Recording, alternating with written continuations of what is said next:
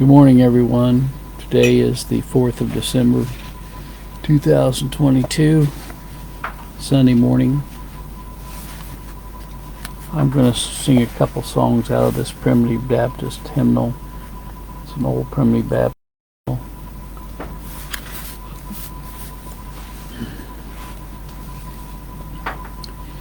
Guide me, O thou great Jehovah, pilgrim through this barren land. I am weak, but thou art mighty. Hold me with thy powerful hand. Bread of heaven, feed me till I want no more. Feed me till I want no more. Open now the crystal fountain where the healing waters flow.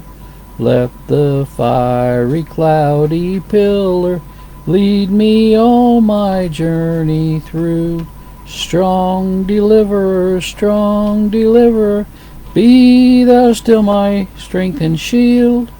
Be thou still my strength and shield.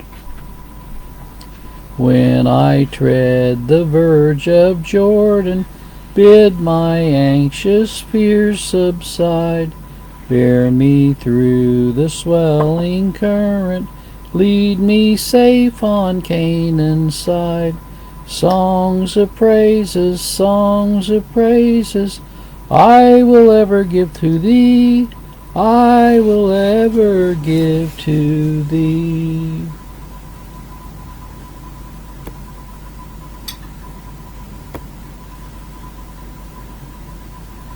This next one is entitled Preservation.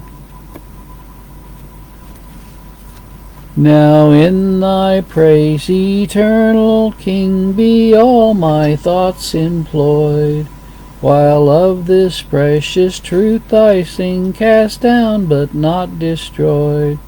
Cast down but not destroyed, cast down but not destroyed. And while of this precious truth I sing, cast down but not destroyed. Off the united powers of hell my soul have sore annoyed, and yet I live this truth to tell, cast down but not destroyed. In silent past from which I've passed, what mercies I've enjoyed. And this shall be my song at last, cast down but not destroyed. When I with God in heaven appear, there shall I him adore. Destroyed shall be my sin and fear, and I cast down no more. And I cast down no more, and I cast down no more. And destroyed shall be my sin and fear, and I cast down no more.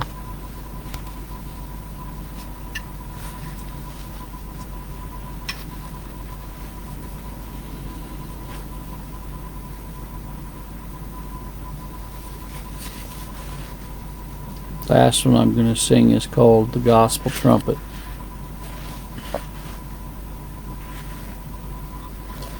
Behold the Mount of Zion, the city of our God, the beauty of creation and place of his abode. Christ is the great foundation on which the building stands. He reared for his own glory this temple without hands. Through everlasting ages this house shall stand secure.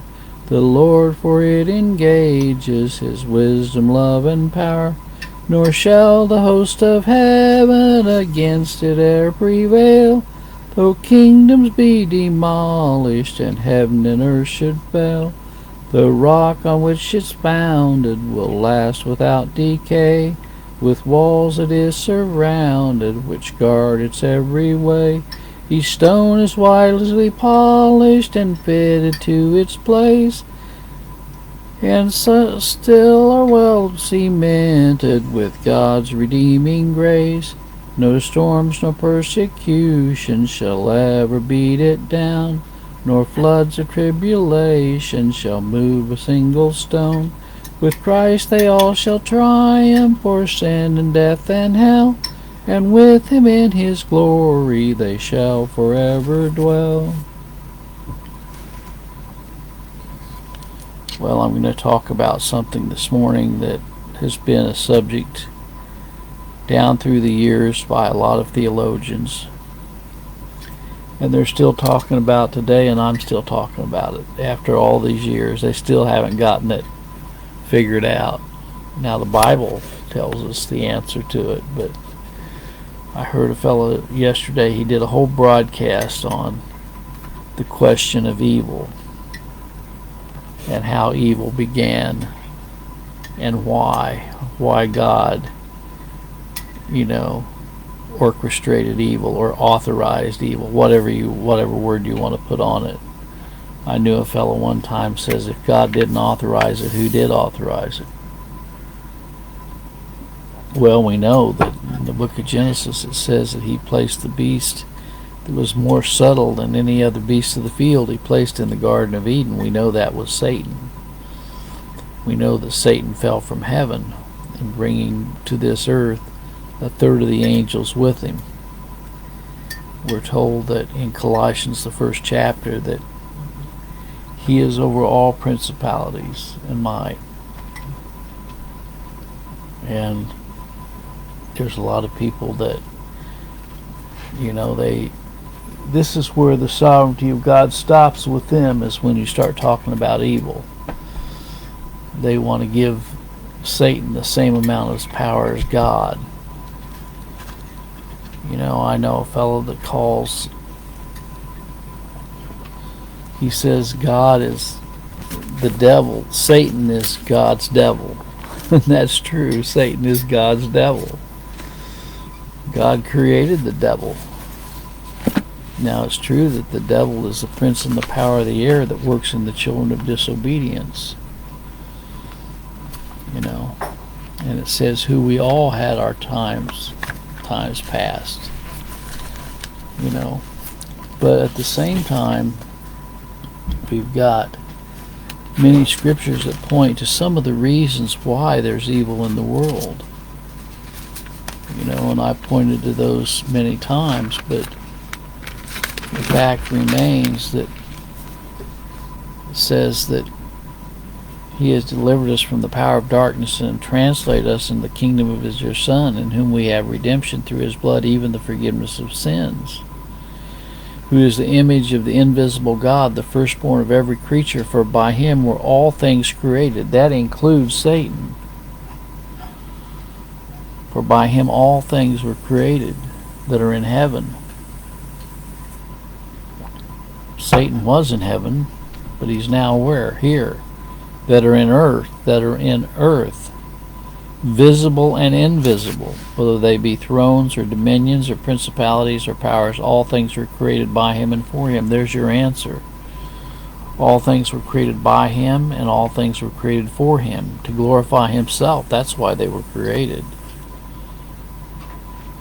We're told in another passage that even the wicked are created for the day of evil. Whether they be thrones or dominions or principalities or powers, all things were created by him and for him, and he is before all things, and by him all things consist. I heard a fellow one time, he said, if God did not restrain and hold this earth together, it'd all just fly apart. By him all things consist. Well, this person yesterday on his program, he was trying to reconcile evil, and he said,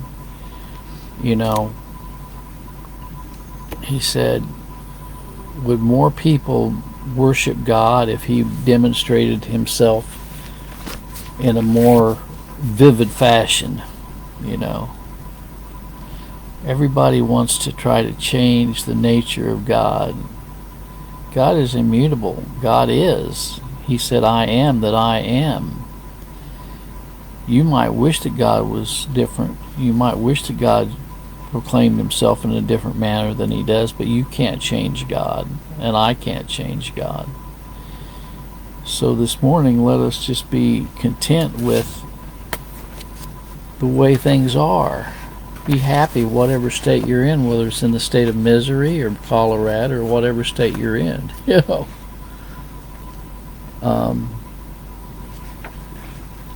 There's no finding out God. He's past finding out.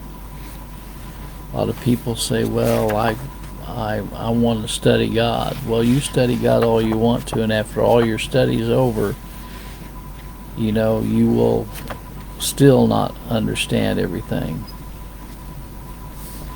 I want to conclude today with this.